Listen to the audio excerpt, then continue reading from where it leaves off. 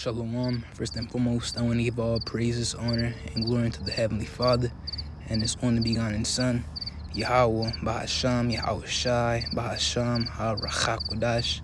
Double honors been to the apostles and elders at Great Millstone who rule well and taught us this 100% truth. Much peace and blessings be unto you, hopeful, left out the person out this word of our truth and sincerity. To all you alchemists, Shalom. I'm the Aki, and I'm coming in with a quick lesson entitled The Servant Over the Master.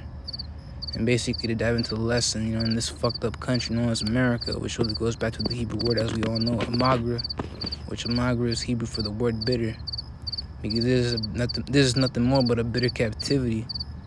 And it's a bitter captivity because everything is thrown and targeted against the Israelite men to subdue and vex us and keep us in the lowest state.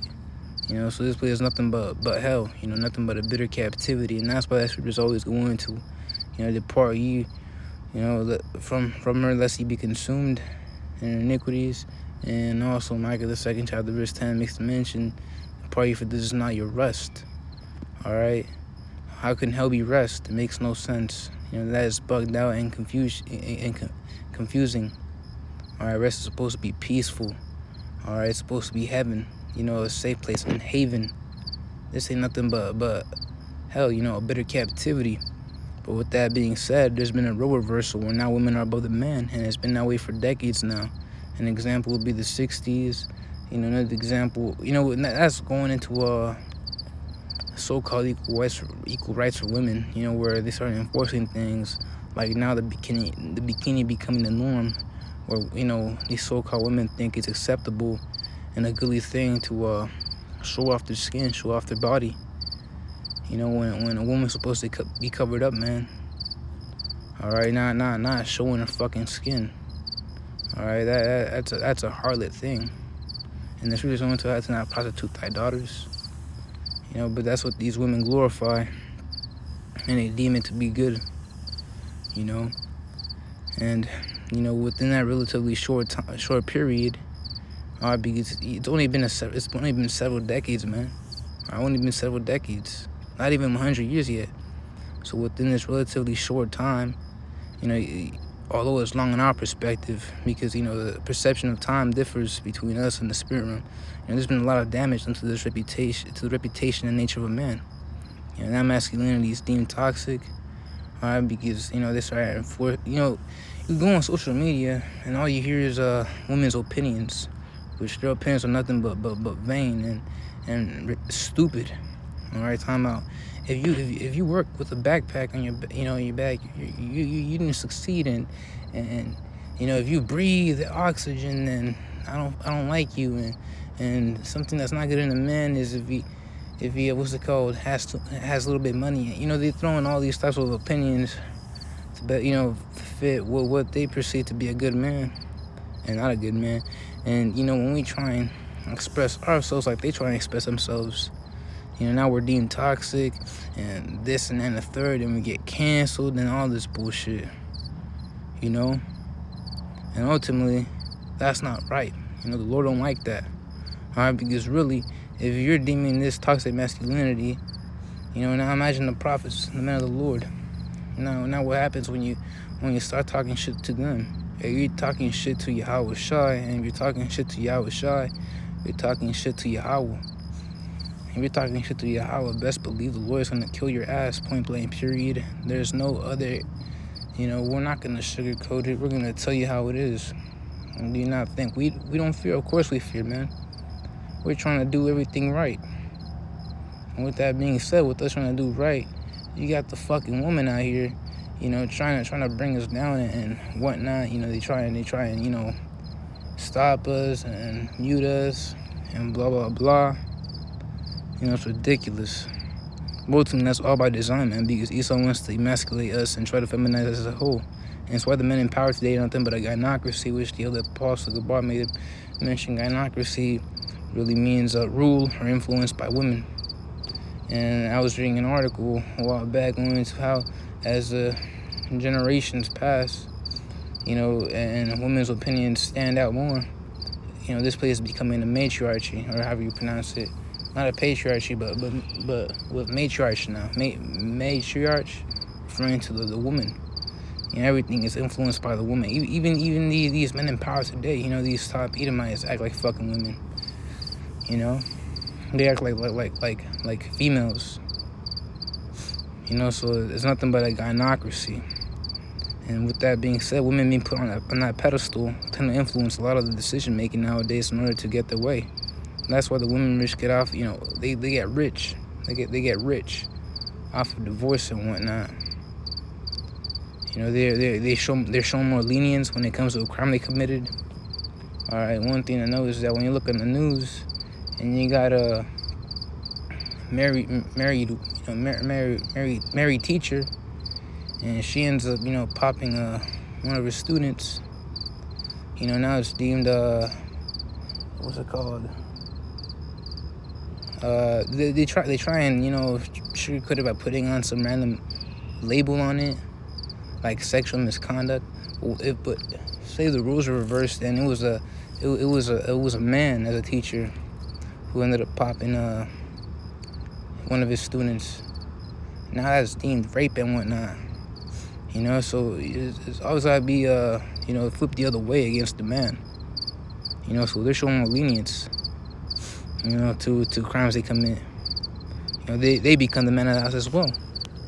All right, they become the man of the house, and their husband is now the wife.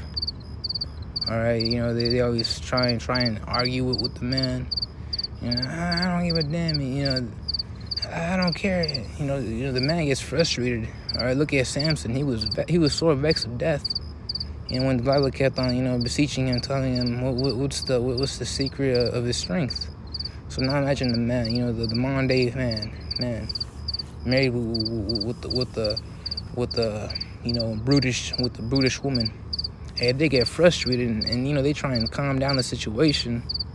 You know, they try and ease it down. And with that being said, they just go with the woman now. You know, they just go with what they want. You know, so that those are examples. They also weaponize equality rights to their benefit and such and such. You know, and this is beyond ridiculous and out of order. So I'm hearing some weird animal noises outside. I don't know. I'm not sure if you hear Akim. It's like a strange being. It's like a strange beast. It's like 10 at night. All I'm hearing is strange. There it is again. Strange sounds from random animals. You know. But yeah. Anyways, enough of my rambling. I want to get the book of 1 Corinthians 11th chapter verse 3. And I made the mention how the woman is now the man of the house. You know, whereas her husbands are now the wife. You know, now they're the weaker vessel. You know, now they're the servant. And the thing is, as stated in 1 Corinthians 11th chapter verse 3, you know, women are under the man, not the other way around. Not the man under the woman under the man. So there's a book of 1 Corinthians 11th chapter verse 3. But I would have you know that the head of every man is Hamashiach. See, so our head, our master is Yahweh Shai, and we are his servants. All right, and the head of the woman, all right, keep in mind, the head means leader, all right, a ruler. You know, someone in a leadership position. That's what it means by head. All right, the chief. So in the head, so Yahweh Shai is our head. He's our chief. He is our leader. He's our ruler. He's our master. So now, and the head of the woman is a man. See? And the head of the Mashiach is Yahweh. But the point right there is, you know, the head of the woman is a man. Hey, so we're your masters, man. All right, the scriptures say he that getteth a wife, you know, beginneth possession. And a possession is something you own, right? And an example of a possession, and, you know, if you possess a human, you're possessing a servant.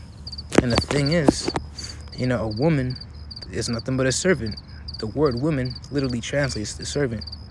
You know, and you look in the scriptures, you always see to refer to the female, the scriptures always refer to them as a woman, maid, daughter, virgin. They're all synonymous with each other.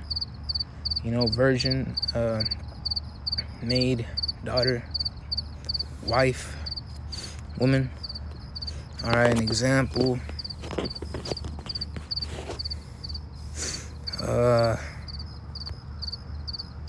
There's a book of Matthew, the 9th chapter, I believe it was, and there's Yahweh Shai when he was about to heal somebody. This young girl. Verse 18, it says, While he spake these things unto them, behold, there came a certain ruler and worshipped him, saying, My daughter is even now dead, but come and lay thy hand upon her, and she shall live. All right, yeah, because hey, that man had faith. That man was a man of faith because he understood that Yahweh Shai just by touching her, he would resurrect her. She would come back from the dead. So jumping down to verse 22, it says, But Yahweh Shai turned him about, and when he saw, around 23. And when Yahweh Shai came into the ruler's house and saw the minstrels and the people making a noise, he said unto them, Give place, for the maid is not dead, but sleepeth. And they laughed in the scorn. Keep in mind, the ruler stated daughter, but Yahweh Shai stated maid. All right. But when the people were put forth, he went in and took her by the hand, and the maid arose. So Yahweh Shai, resurrected her. But the point right there was the maid is not dead. Maid, daughter. Maid literally translates to a bondwoman, a servant. Servant. Point blank, period. You can't make that up. Because the female, when she's young and she's not married, she's under the rule of her father. All right, she's a servant of her father, and it isn't until she gets married into another man, becoming one flesh, that now her husband becomes the female's ruler. All right, now the husband becomes master. So that right there. So the point, the woman is nothing but a maid, a servant. So yes, you are supposed to cook. You are supposed to clean. You are supposed to support the man. You are supposed to raise the children. You're not supposed to, give a fuss at us and tell us this is slavery. When your blue collar husband, is asking you for some goddamn food. All right, but sure you want to have your own job and stay. This is freedom. I love, serving massa. Massa referring to the heathen like Esau. Hey, you'd rather worship Esau, huh? But see, that's the bugged out of order spirit that you women are in. The Lord put that spirit upon you, and best believe the Lord's not gonna judge you for it. All right, because that's just how the Lord rose. All right. Your position is nothing more but to be a bad example. And suffer your judgment. All right, the scriptures going into how the Lord created all things, even the wicked for the day of evil. And best believe you women are a part of that. But anyways, 1 Corinthians the 14th chapter, verse 34.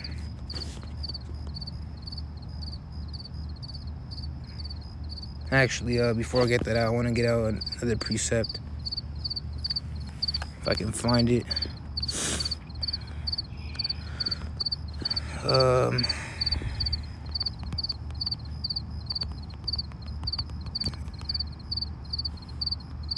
This is the book of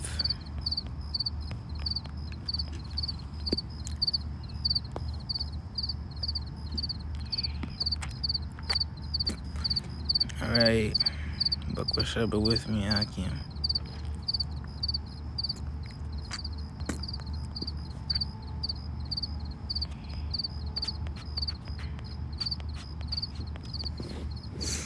I believe in the book of Matthew, the 10th chapter.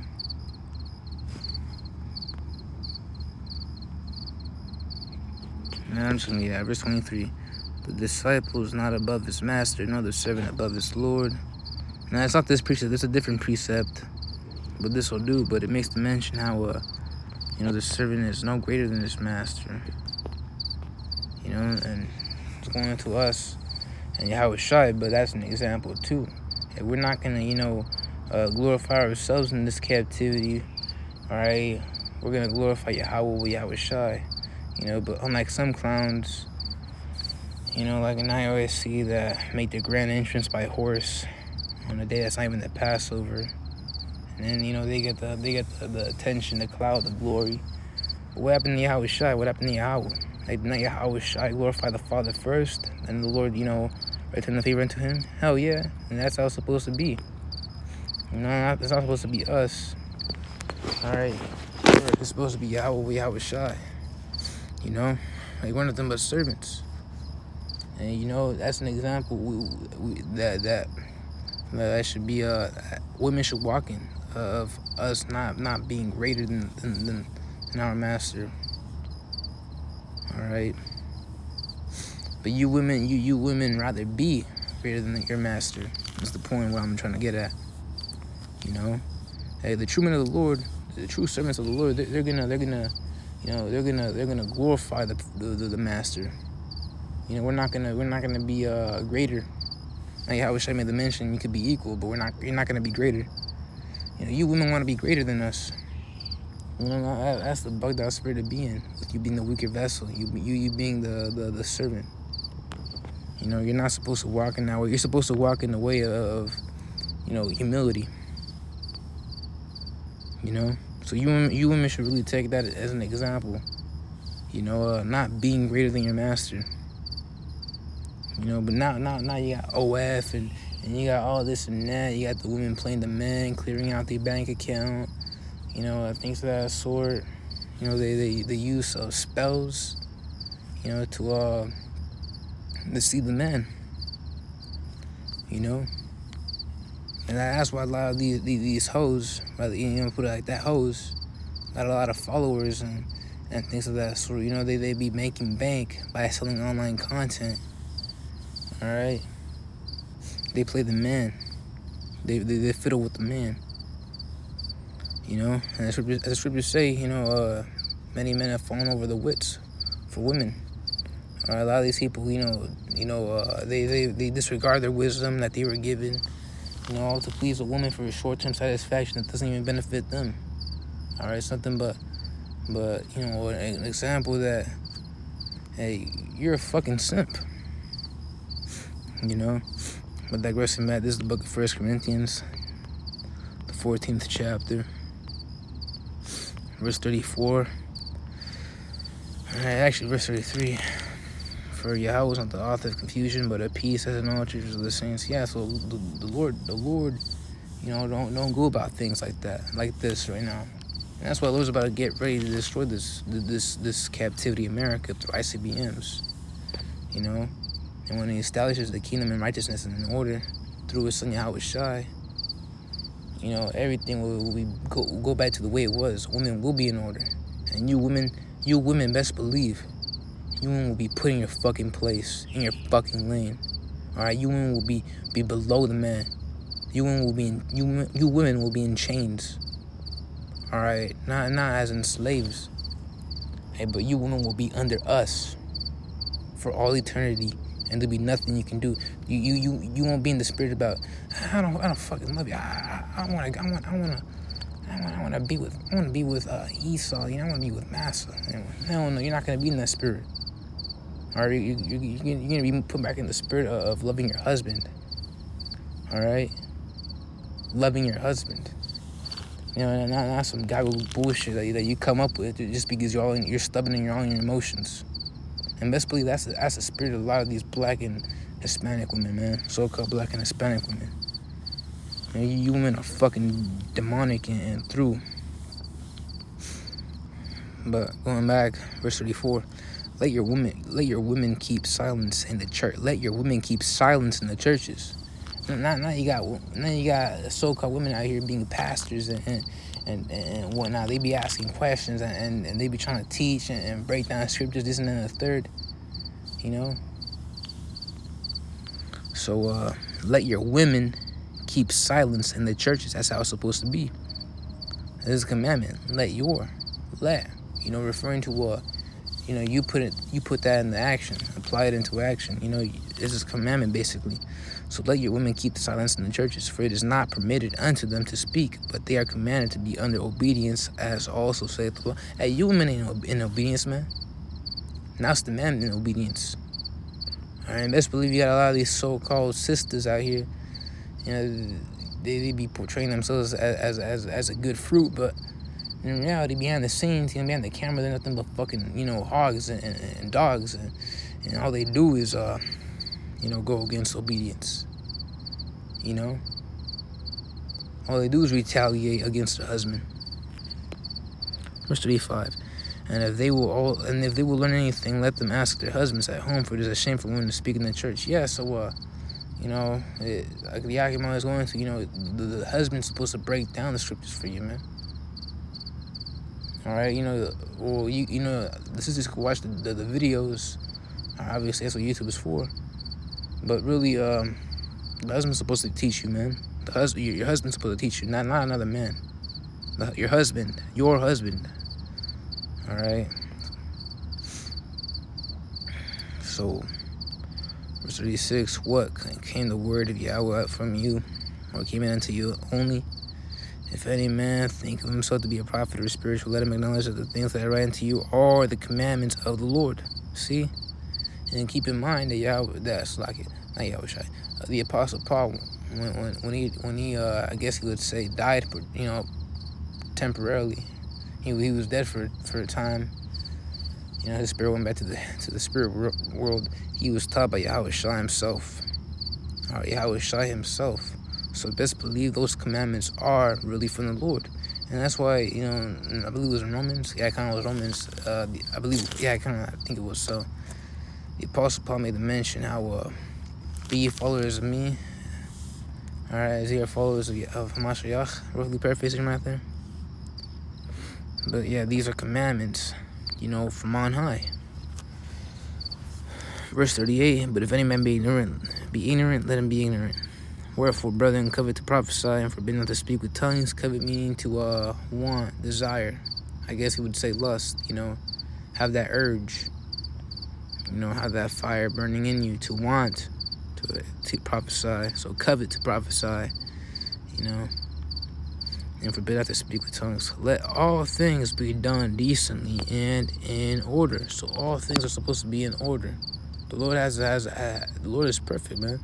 So the Lord has a thing he goes about with things. He has a way with things.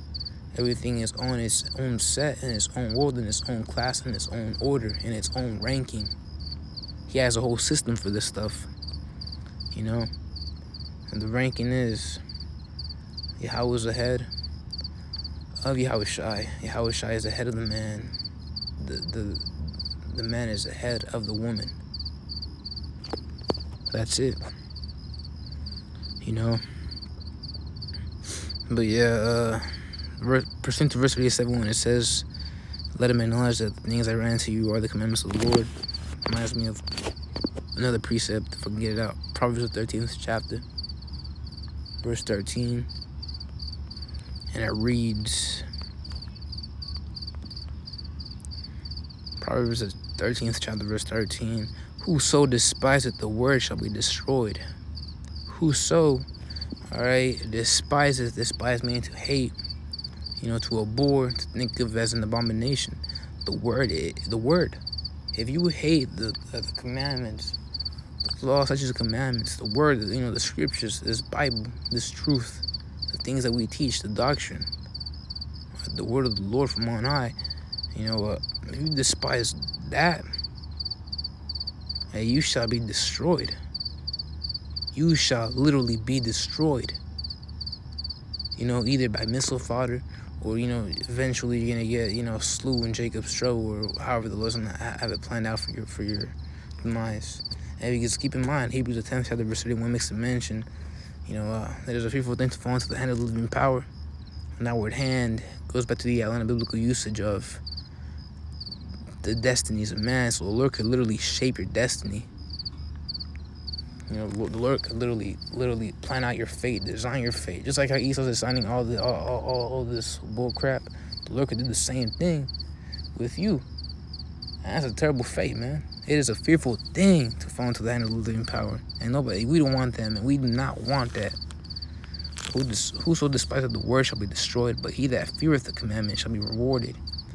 Fear means to really servitude. So But he that serves the commandments, he that follows the commandments, shall be rewarded. You know? So the law of the wise is the fountain of life, to depart from the snares of death. Now you see, because if you don't, fulfill the laws, if you disregard the laws, if you hate the laws, that's gonna lead to consequences that will literally impact your life. This is literally a life or death situation. All right, this is literally a life or death situation. When we come into this thing, man, this is literally a life or death situation. I don't want to be carnal right here, but an example I guess I could use would be like the mob. You see how grievous and gruesome it is to be a part of any of the underworld crime or whatever you call it. The left hand side. Imagine now this truth, man. You've been bestowed upon such a great thing with the Lord power.